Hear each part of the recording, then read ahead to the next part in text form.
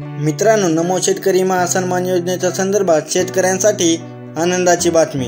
नमो शेतकरी या योजनेसंदर्भात मुख्यमंत्र्यांनी मोठी घोषणा केलेली आहे।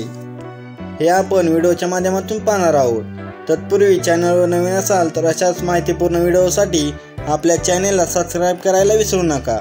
नमस्कार मित्रांनो, मी अमित वागडे, युनिक मराठी या यूट्यूब चॅनलमध्ये तुमचे स्वागत आहे।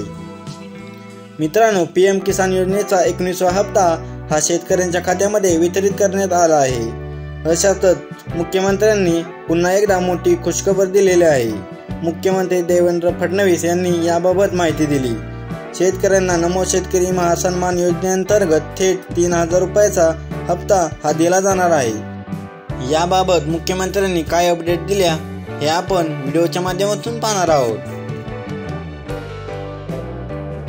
मोदीजींनी ज्यावेळेस किसान सन्मान योजना सुरू केली त्यावेळी काही लोकांनी टीका केली, पण आज शेतकऱ्याच्या अडीअडचणीच्या काळामध्ये या योजनेच्या माध्यमातून शेतकऱ्याच्या आणि छोट्या शेतकऱ्याच्या खात्यामध्ये जाणारा पैसा हा अडीअडचणीला त्याला कामाला येतो।